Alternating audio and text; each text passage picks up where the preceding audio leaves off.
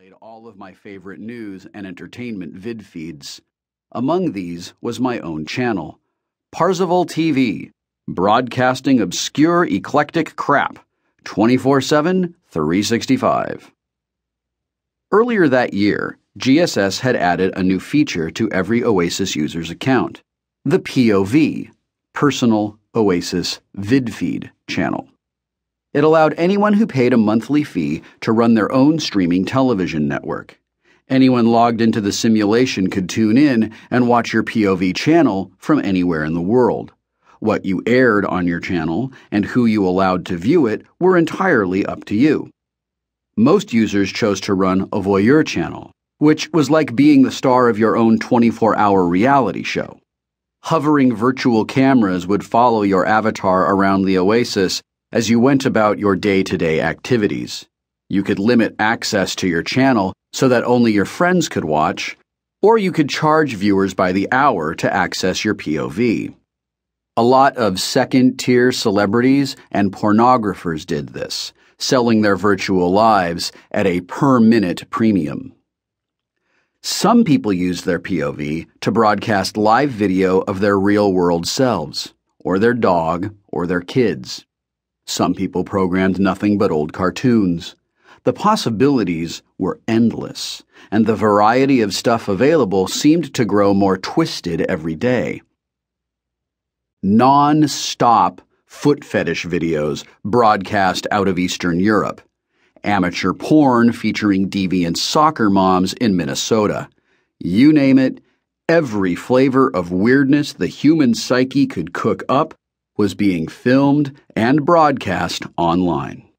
The vast wasteland of television programming had finally reached its zenith, and the average person was no longer limited to 15 minutes of fame.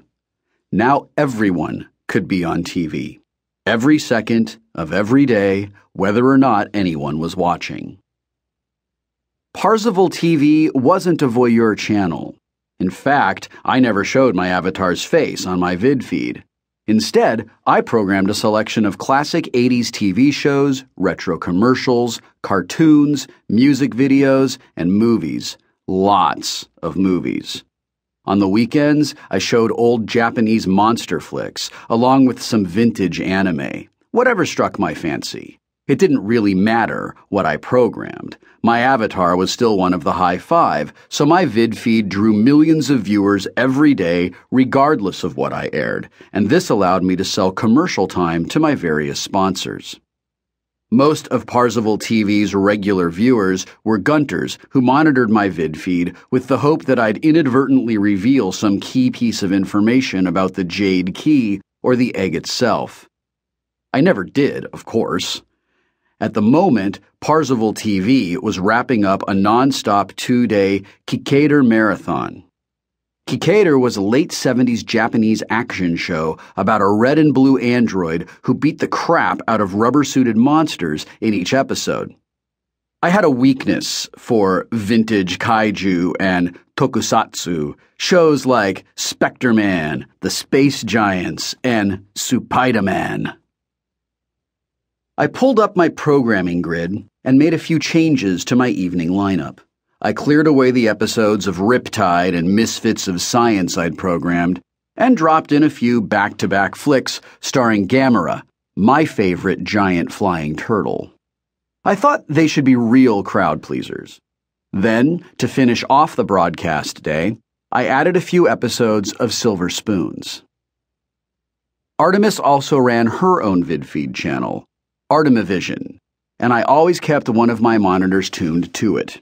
Right now, she was airing her usual Monday evening fare, an episode of Square Pegs.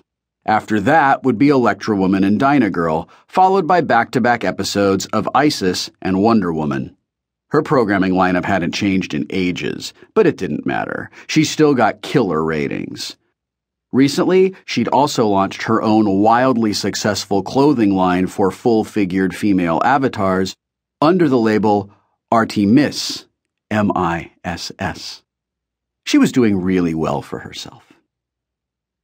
After that night in the distracted globe, Artemis had cut off all contact with me. She blocked all of my emails, me.